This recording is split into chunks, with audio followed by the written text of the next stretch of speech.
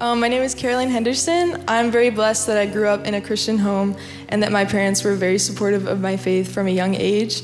The moment I got saved was at a retreat with Gwinnett in the 7th grade, and I fully believe that I accepted Christ into my heart. And it wasn't until a few years ago, though, that I began to understand the difference between believing in and walking with Christ. And before surrendering myself to Christ, I was much more anxious and sought affirmation from relationships with the people around me. But now I can say that I have found a sense of peace and joy and community that could only come from knowing and learning his character. This first year of college has shattered my understanding of what it actually means to have a relationship with him in the best way. The biggest thing he's taught me comes from John 3:27. A man can receive only what is given to him from heaven. And there's so much security in knowing that every good thing comes from God. So if I keep my hands open to receive good things from him, I have so much more room to receive than if my hands were clamped shut. And this has rung so true for me as I used to cling so tightly to things like relationships or academic success. It wasn't until those worldly fulfillments started to fall through and God redirected my heart that I was able to jump into incredible Christian community and a more personal identity in him.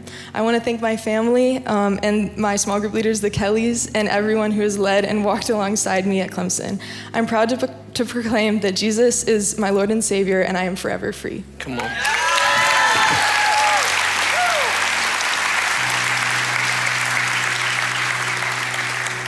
Boom. There you go. Hard part's over now. Yeah. Well, I'm so proud of you.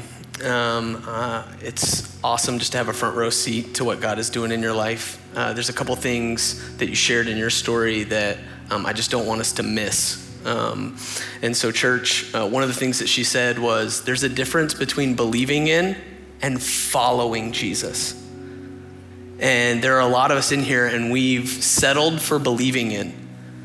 And the invitation, though, of Jesus is follow me. Would you walk with me? Would you walk with me daily? Would you come and learn my ways? Would you experience life with me? The invitation of your Savior is so much more than simply believe. It's walk with me and follow me. And that's what you've discovered. And that's the invitation for each and every one of us. And so I hope for those of you that maybe you've been coming and you sit and you listen and you've been wondering what's the big deal? You know, I think I believe it. I just want you to know the invitation is follow. Would you begin to walk with Jesus? And that's where the good stuff is. The fullest, freest, most amazing life is available. Don't settle for belief, just believe. Follow. Now, you also said something that I think resonates with a lot of us. You said you were looking for your affirmation.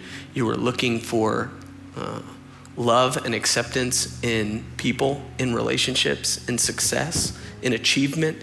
And that so many of us were looking for that, like for a certain level that we achieve that then will tell us that we're good enough. And the good news of the gospel, you guys, is that you are created in the image of God, and so you have value, and you are loved, and you can know that you are loved not because of anything that you do, but because of what Jesus Christ has done for you, that he laid his life down. That's the good news of the gospel that you're reminding all of us here today of. And so if you've been striving and you've been straining, trying to earn some kind of a status or earn God's love, I just want you to know it's already yours.